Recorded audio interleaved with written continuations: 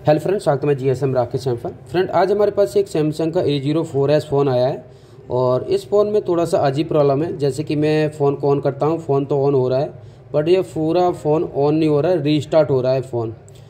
ये देखो, इस फ़ोन में ऐसा कोई काम नहीं बचा है कि जो कि ना कराओ। जैसे कि हमारा MMC और CPU रिवॉल्विंग हो गया, पावर IC चेंजिंग हो गया, या फिर जो भी काम है इसमें ज़्यादातर काम हो चुका है, बट ये सेकंड लोगो पर आके रीस्टार्ट हो जाता है। जैसे कि अभी ये देखो फर्स्ट लोगो आया, अब ये देखो सेकंड लोगो आया और ये फ़ोन रीस्टार्ट हो जाएगा। अभी मैं कुछ स्टेप बताऊंगा इस फ़ोन को किस तरीके से रिपेयर करते हैं, क्या क्या चीज़ हमारे लिए चेक करना चाहिए और इसमें जो फॉल्ट है वो कहाँ से हो सकता है। काम करने को तो ऐसा कोई काम बचा नहीं है कि इसमें ना हुआ हो। ये देखो रीस्टार्ट हो गया सेकंड लोगो पर। तो एक बार मैं चार्जर लगा के देख लेता हूँ। चार्जर लगाने के बाद हमारे फ़ोन में चार्जिंग चल रहा है या नहीं चल रहा है, कहीं बैटरी ख़राब तो नहीं है। तो हम चार्जर लगा के देख लेते हैं। इसमें टाइप C लगेगा, तो चार्जर लगाते हैं। एक बार मैं चार्जर एम्पियर के साथ लगाऊंगा, एम्पियर कितना ले रहा है, ठीक है। तो एम्पियर मीटर मैं लगा देता हूँ। तो यहाँ पर मैं एम्पियर मीटर लगाता हूँ, 5 वोल्ट आ रहा है हमारा। अगर इस तरीके का जो एम्पियर मीटर चाहिए आपको तो हमसे कॉन्टैक्ट कर सकते हैं, हमारे पास स्टॉक में है। अभी मैंने चार्जर लगाया तो ये देखो अभी कितना लिया, 1 एम्पियर के करीब इन्होंने इस फ़ोन ने ले लिया। एक एम्पियर ले रहा है, यानी कि चार्जिंग तो ठीक ठाक है। अब आधा एम्पियर हो गया, ध्यान से देखिएगा। और ये देखो भाई चार्जिंग चल गया, और चार्जिंग चलने के बाद यहाँ पर देखो 900 मिली एम्पियर ले रहा है, यानी कि 1 एम्पियर ले रहा है। वो डिपेंड करता है चार्जर के ऊपर, क्योंकि चार्जर पर ऊपर वोल्टेज चेक करो 4.7 वोल्ट दिखा रहा है। अगर इस पर 5 वोल्ट या 5.2 वोल्ट होगा तो यहाँ पर 1.5 एम्पियर के करीब लेगा। कहने का मतलब ये है कि चार्जिंग में कोई भी प्रॉब्लम नहीं है, ठीक है। तो चार्जिंग इसका बिल्कुल प्रॉपर ठीक है। एक बार मैं चार्जर लगा के ऑन करके देख लेता हूँ फ़ोन को कि फ़ोन हमारा चार्जर लगा के ऑन हो रहा है या नहीं हो रहा है, बैटरी ख़राब तो नहीं है। तो मैं एक बार ऑन करता हूँ, 1 मिनट, इसका बटन चल तो रहा है थोड़ा, ठीक है। अभी हमने पावर बटन दबाया है, तो अभी देखते हैं कि हमारा फ़ोन रीस्टार्ट होता है या फिर ऑन होता है। तो इस कंडीशन में मान ली पता चल जाएगा कि फ़ोन की कहीं बैटरी ख़राब तो नहीं है। पर बैटरी ख़राब लग नहीं रही है, क्योंकि इसका जो एम्पियर है वो ठीक ठाक ले रहा है, 1 एम्पियर ले रहा है। 1 एम्पियर पे बैटरी ज़्यादातर ठीक ही होती है। ये तो कुछ चार्जर लगाने के बाद ये सेट रीस्टार्ट हो गया। तो इस कंडीशन में हमारे फ़ोन की जो बैटरी है वो तो ख़राब नहीं है, बट फ़ोन ऑन अभी भी नहीं हो रहा है। तो एक बार मैं सेट को ऑन करके देखता हूँ DC मशीन से कि DC मशीन हमारा कितना एम्पियर ले रहा है। कहीं हाई एम्पियर पे तो ये सेट रीस्टार्ट नहीं हो रहा है। हाई एम्पियर पे रीस्टार्ट होगा तो कहीं ना कहीं सेकेंडरी लाइन है वो हमारा शॉर्ट मिलेगा, ठीक है। तो मैं DC मशीन से चेक कर लेता हूँ। वैसे तो हमारी ऑलरेडी यही DC मशीन है, बट इसका प्रॉप्स शायद नहीं होगा। एक बार देख लेता हूँ, अगर प्रॉप्स है तो मैं इसी से ऑन करके दिखाऊँगा और रीडिंग दिखाऊँगा इससे, ठीक है। अगर आप इस तरीके का जो हमारा एम्पियर मीटर लेते हैं, ये DC मशीन का भी काम करता है, तो हम इसके साथ ये केबल साथ में देते हैं, बूट केबल। तो इसके लिए यहाँ पर लगाना होगा, 1 मिनट, यहाँ पर लगाना होगा।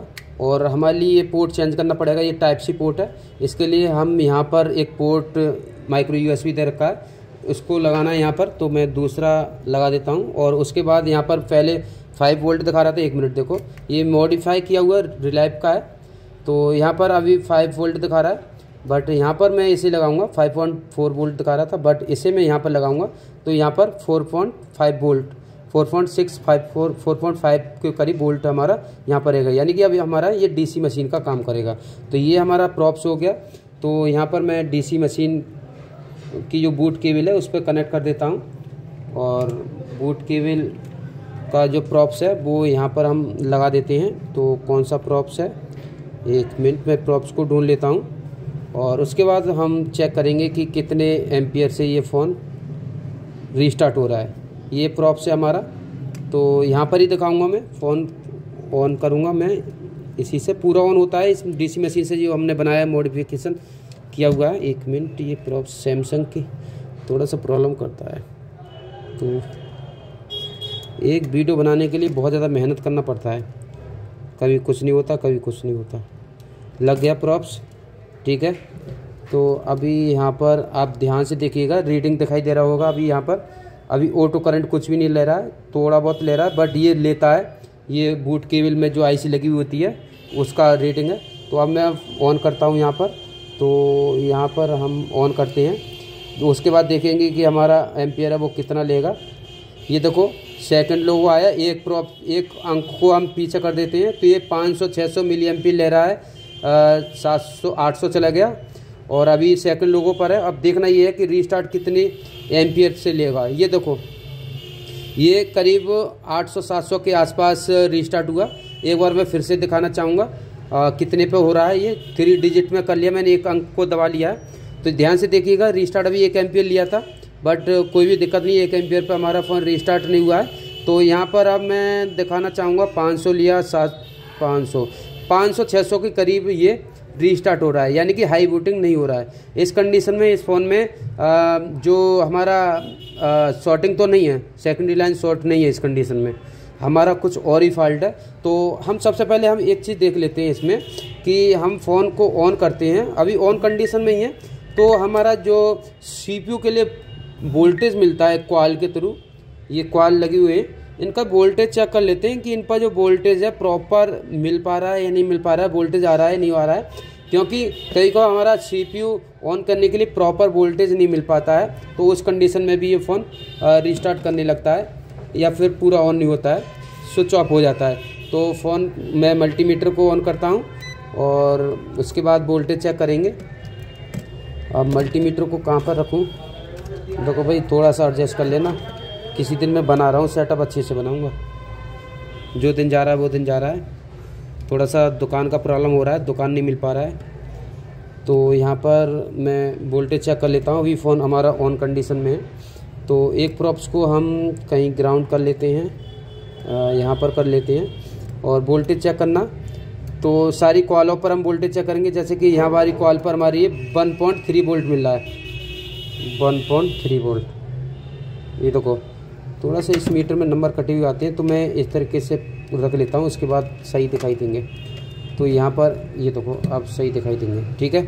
तो अब मैं यहाँ पर दिखाऊँगा, अच्छे से समझना भाई, वीडियो थोड़ा लंबा हो सकता है। तो यहाँ पर ये देखो 1 मिनट 1.4 वोल्ट आ रहा है इस वाली कॉल पर, और इस वाली कॉल पर हमारे लिए कितना वोल्ट मिल रहा है, इस पर हमारे लिए O2 आ रहा है, नहीं 1.3 वोल्ट आ रहा है, इस पर भी वोल्टेज आ रहा है। सेट रीस्टार्ट हुआ था इसलिए यहाँ पर पहले ओवल दिखाया। अब इस वाली कॉल पर देखते हैं तो इस पर 1.2 वोल्ट आ रहा है, इस पर सही है। और इस वाली कॉल पर देखते हैं, इस पर ये देखो बीप आ रहा है, तो बीप आ रहा है, इस पर भी हमारा वोल्टेज बनना चाहिए। अब वोल्टेज नहीं बनना चाहिए तो हमारा बीप नहीं आना चाहिए। तो कहीं ना कहीं इस कॉइल पर हमारा प्रॉब्लम हो सकता है। तो इस कॉइल को हम उठाएंगे और देखेंगे कॉइल को हटाकर कि हमारा जो शॉर्टिंग है वो कॉइल की वजह से है या फिर हमारा जो 1 मिनट बैटरी को मैंने डिस्कनेक्ट किया है, उसके बाद एक बार शॉर्टिंग चेक कर लेते हैं, कहीं वोल्टेज का शॉर्टिंग तो नहीं दिखा रहा था, तो वो भी पता चल जाएगा। हम डायरेक्ट अटैक नहीं कर रहे अभी। तो यहाँ पर हमारा ऑटो मोड में ही चेक करते हैं और GR लेंगे। इस पर GR लेने के लिए क्या करते हैं, हम जो प्लस वाला पॉइंट है उसे हम ग्राउंड करेंगे और उसके बाद इस कॉल पर चेक करेंगे। भाई वाह, इसमें शॉर्टिंग नहीं है, शॉर्टिंग नहीं है, बट चार्जर लगाने के बाद या फिर ऑन करने के बाद इसमें शॉर्टिंग बनना है इस कॉल पर। ये देखो शॉर्टिंग नहीं है, ये क्या बात नहीं चाहिए, शॉर्टिंग कौन सी भी कॉल पर नहीं है। इस पर दिखा रहा है मगर ये 13 की रेटिंग दे रहा है, तो इससे शॉर्टिंग नहीं होता है, क्योंकि इस पर वोल्टेज भी बनना है। ये कम वोल्टेज की लाइन पर जो बीप आता है या फिर कम रीडिंग आता है, तो वो कम वोल्टेज की लाइन होती है इसकी वजह से। तो एक बार मैं इस कॉल को निकाल के देख लेता हूँ कि इस कॉल में कोई प्रॉब्लम तो नहीं है। इस कॉल में प्रॉब्लम हो सकता है, ठीक है। तो मैं माइक्रोस्कोप के नीचे लेके चलता हूँ, उसके बाद दिखाऊँगा। और ये देखो भाई, इसमें कोई भी काम बचा नहीं है। हमारा MMC role, CPU role, power IC भी चेंज, सब कुछ काम हो गया, ठीक है। तो मैं माइक्रोस्कोप के नीचे लेके चलता हूँ। फ्रेंड अब ध्यान से देखिएगा, जो फर्स्ट वाली जो कॉइल है हमारी, इस पर हमारे लिए 70-80 की रेटिंग के साथ साथ बीप आ रहा था। वैसे 70 की जो रेटिंग मिल रही है उसको हम शॉर्टिंग नहीं बोलेंगे, बट हमारे लिए यहाँ पर वोल्टेज मिलना चाहिए। वोल्टेज मिलने की जगह यहाँ पर हमारे लिए बीप मिल रहा था, तो हमारे लिए यहाँ पर डाउट लगा। ये लाइन शॉर्ट नहीं है, बट हो सकता है कि इस पर जो वोल्टेज है वो हमारा प्रॉपर ना बन के उसकी वजह से ये बीप आ रहा हो। तो कोई बात नहीं, हम इस कॉइल को उठा लेते हैं, उसके बाद ही हम चेक करेंगे कि यहाँ पर कोई शॉर्टिंग तो नहीं है या फिर और कुछ फॉल्ट तो नहीं है। तो ये फर्स्ट वाली कॉइल है, इस पर हमारे लिए थोड़ा सा डाउट लगा और डाउट हमारा क्लियर हुआ। ये देखो एक तरफ से हमारा पतरा है कॉइल का छुटा हुआ है, यानी कि ये कॉइल है वो डैमेज है। ये देखो, तो दोनों तरफ से हमारा जो कॉइल है वो कनेक्ट ना होने के कारण वोल्टेज नहीं मिल पा रहे थे, वोल्टेज बन नहीं पा रहे थे, उसकी वजह से बीप दिखा रहा था मल्टीमीटर। तो यहाँ पर या तो आप इस कॉइल को चेंज कर लो, अगर चेंज नहीं करते हैं तो आप इसी को उल्टा करके लगा के देख लो पहले। यहाँ पर जो पतरा है जो छूट गया है, ये शायद पटका हुआ फ़ोन हो सकता है, तो इसको छुटा के उल्टा करके लगा के देख लो। अगर चल जाता है तो ठीक है, नहीं तो सेम कॉइल को हमारे लिए चेंज करना पड़ेगा यहाँ पर। तो मैं उल्टी साइड से लगा देता हूँ, नीचे की साइड सिल्वर कलर है, रांगा है, तो वहाँ से शायद सोल्डिंग कर जाएगा और काम कर जाना चाहिए। तो इसलिए इस लाइन पर, इस कॉइल पर हमारे लिए बीप के साथ रीडिंग मिल रही थी, जो कि वोल्टेज मिलना चाहिए था। सीपीयू का लाइन है ये, तीनों जो कॉइल हैं वो हमारे सीपीयू की है, ये नीचे वाली। तो यहाँ पर हमने कॉइल को घुमा के उल्टा करके लगा दिया है। अब देखते हैं काम करता है तो ठीक है, नहीं तो हम इसको चेंज करते हैं। तो फ्रेंड यहाँ पर मैंने जो कॉइल है वो वही रहने दिया है। ये देखो एक तरफ सिल्वर दिखाई दे रहा है, दूसरी तरफ सिल्वर दिखाई नहीं दे रहा है यहाँ पर। तो अगर ऑन होता है तो ठीक है, नहीं तो हम सेम मदरबोर्ड में से इसको चेंज कर देंगे। तो अब टेस्टिंग की बारी है, तो हम मदरबोर्ड को लगा देते। ठंडा हो गया, थोड़ा देर के लिए मैं रोक दिया था। तो अब बैटरी से ऑन अभी नहीं कर रहा मैं, एक बार जो हमारा डीसी मशीन है जो हमने बनाया है एम्पियर टेस्टर, इसी से ही हम ऑन करके देख लेते हैं और आप लोगों के लिए भी पता चल जाएगा कि हमारी जो मशीन है, जो बनाया हुआ मॉडिफिकेशन, वो कैसा काम करता है, इससे पूरा ऑन होता भी या नहीं होता है फ़ोन। तो ये एंड्रॉयड फ़ोन है, तो यहाँ पर मैं रीडिंग दिखाऊंगा और ये हमसे बाय कर सकते हैं मॉडिफिकेशन के साथ। जो लोग यूट्यूबर हैं उन लोगों के लिए वीडियो में दिखाने के लिए बेस्ट है, और जिनके पास 3 डिजिट का मशीन है उन लोगों के लिए भी बेस्ट है। तो यहाँ पर मैं बटन दबाता हूँ, 1 मिनट, ये देखो बटन दबा दिया मैंने, ऑन हो जा भाई। 1 मिनट बटन नहीं दबा मैं थोड़ा टाइट दब रहा है, तो फिर से मैंने दबाया। 1 मिनट क्या हो रहा है, 1 मिनट, इसको मैं दोबारा लगाता हूँ पिन को, शायद प्रॉप सही नहीं लगा हुआ हो। तो अब मैं दबाता हूँ बटन, ऑन हो जा भाई। ये देखो ऑन हो गया। और यहाँ पर आप काउंट करना, एक रीडिंग को आप भाई छोड़ देना, ये वाला 3 डिजिट यानी कि 500। अब ये देखो 1400 मिली एम्पीयर लिया, यानी कि 1 एम्पीयर से ऊपर गया। अब देखना ये है कि सेट रीस्टार्ट नहीं होना चाहिए। और जो हमारा वोल्टेज है वो 4.2 4.1 दिखा रहा है, 40 भी दिखा रहा है। वो डिपेंड करता है चार्जर आपने कितने एम्पीयर की दे रखा है। तो आप एंड्रॉयड फ़ोन को ऑन करने के लिए इस पर जो 3 एम्पीयर का चार्जर तो मिनिमम लगाएं, 2.5-3 एम्पीयर, 2 एम्पीयर का भी। अगर 2 एम्पीयर लगाते हैं तो प्रॉपर 2 एम्पीयर होना चाहिए, और वो अच्छी कंपनी का होना चाहिए। ओरिजिनल भी यूज़ कर सकते हैं, बाकी 3 एम्पीयर, 4 एम्पीयर, 5 एम्पीयर तक का भी चार्जर यूज़ में ले सकते हैं। तो ये देखो अभी, हाँ अब नहीं हुआ अभी रीस्टार्ट, अब तो शायद ऑन हो जाएगा। ये देखो कितना ले रहा है, 300 मिली एम्पीयर। तो 300 ले रहा है, 600 लिया। फाइनल देखते हैं ऑन होगा नहीं होगा, ऑन होना चाहिए। और देखो कितना अच्छा प्रोडक्ट है हमारा खुद का बनाया हुआ। तो इसे आप बाय कर सकते हैं ओनली, इसे आप 1000 रुपये में, जो कि आपका 6 पोर्ट का भी काम करेगा, डीसी मशीन का भी काम करेगा। 4 डिजिट में आप 3 डिजिट काउंट कर सकते हैं। ये देखो थोड़ा सा वेट करते हैं जब तक हमारा फ़ोन ऑन नहीं होता है। अभी ये देखो अभी ऑन हो रहा है, अभी रीस्टार्ट नहीं हुआ अब तक। तो मुझे लगता है कि फ़ोन ऑन हो जाएगा, वो कॉइल ही ख़राब हो गया था। ये सैमसंग के मदरबोर्ड में बहुत ज़्यादा दिक्कत आती है, मदरबोर्ड इतना काम का नहीं है, कमज़ोर मदरबोर्ड आ रही है सस्ते फ़ोनों में।